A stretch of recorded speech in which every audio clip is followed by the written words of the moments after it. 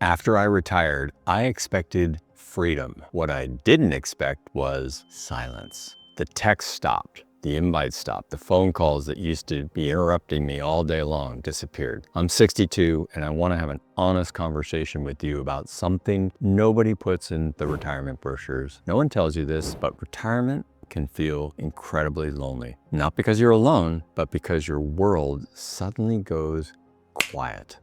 Welcome to the UnRetired, where you're not done, you're finally doing what you want. If you felt that unexpected silence in retirement, hit the like button. It tells me we need to have more honest conversations like this. I call this the sudden disconnection. Let me paint you a picture of what I wasn't ready for. For decades, I had coworkers checking in, lunch invites, quick calls about projects, networking dinners, and drinks after work. Messages and emails all day long. My phone buzzed constantly. Sometimes it was annoying, but it was a connection. 1 week into retirement, nothing. Total radio silence. And it's not that people don't care, it's the natural structures that connected us are now gone. When you're not working on the same projects, attending the same meetings, sharing the same daily frustrations, what's left to talk about? Your former colleagues are still in the thick of it, dealing with the deadlines, the office politics, the chaos that you used to share and even thrive on. Meanwhile, you're what?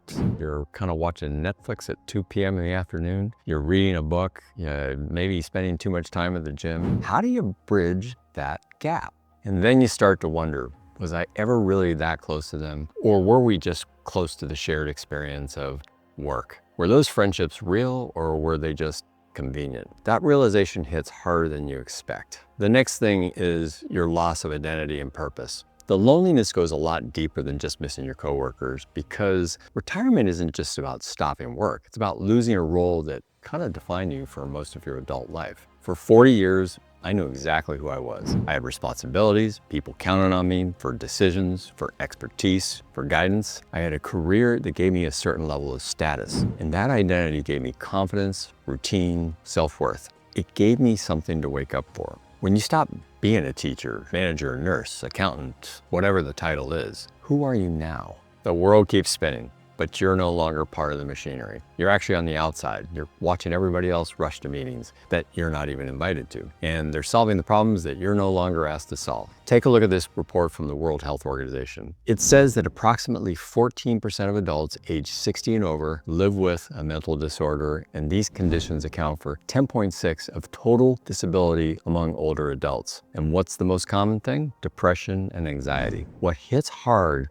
is that losing a sense of purpose, that's one of the causes for this. This isn't rare, and this isn't weakness as well. This is what happens when the thing that gave you your life structure and meaning suddenly disappears. You feel like you become invisible, like you've been kind of written out of the story while everybody else keeps living theirs. And that makes me want to ask you, what was your identity before retirement? Drop a comment. I'm curious to see what you were before this transition. All right, the next thing is everybody's still busy except for you. People assume retirement means you're free, available, ready for adventure, and you really are free. And that's the problem. You suddenly have all the time in the world, but nobody to spend it with. Your friends who are still working, well, they're busy. They've got meetings, deadlines, kids, schedules, and the spontaneous coffee dates. They're harder to coordinate than you think. And you'll find yourself saying, I'm flexible to everything because frankly, you are flexible, completely flexible. Any day, any time works for you, but somehow the flexibility makes you feel even more adrift. There's no shared calendar anymore. No reason to set an alarm. No reason to dress up and look all professional. The rhythm that structured your entire adult life, gone, and nothing has replaced it.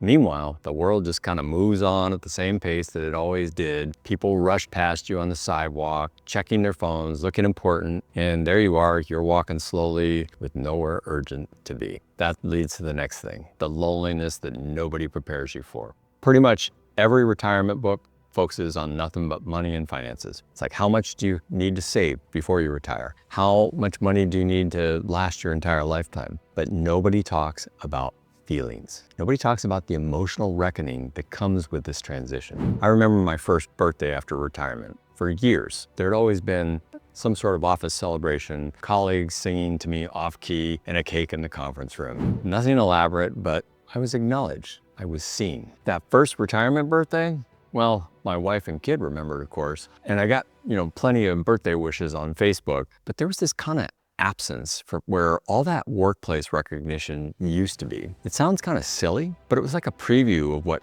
being forgotten might feel like, some sort of glimpse into a kind of bleak future. So you start to feel like you disappeared, like the world moved on without you, like you're watching life through a window instead of actually living in life. The expertise you spent decades building, nobody's asking for it anymore. The problems you used to solve, unfortunately, somebody else is handling them. This isn't about missing work stress or wanting to go back. This is really about missing the feeling of being needed, of mattering, of having a clear place in the world.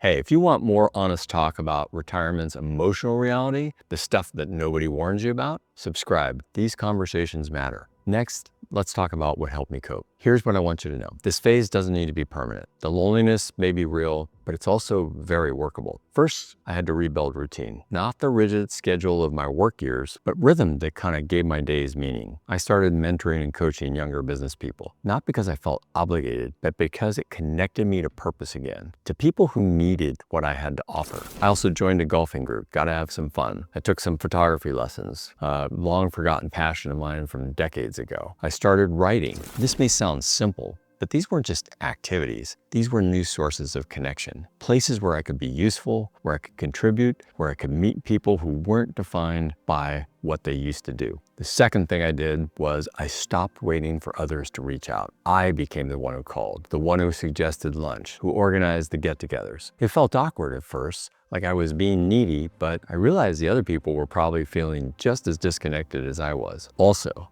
I found a support group of retired professionals, talked to other people who were in kind of the same boat, including some people who maybe were 10 or 20 years along. Sitting in those circles, hearing other people describe the exact same feelings that I was feeling, that was the first time I realized I wasn't losing my mind. This transition is literally hard for everyone. And most importantly, I had to accept a new identity. I'm not a used to be anything. I'm not living in the past tense. I'm becoming somebody totally new, someone whose worth isn't tied to productivity or professional achievement.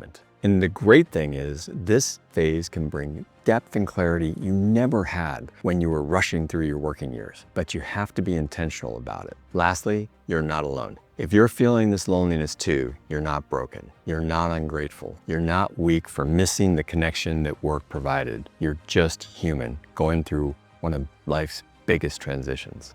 Look, the silence after retirement can feel deafening. But that silence also creates space. Space for new relationships, new purposes, new versions of yourself that you never had time to discover when you were busy climbing the career ladder.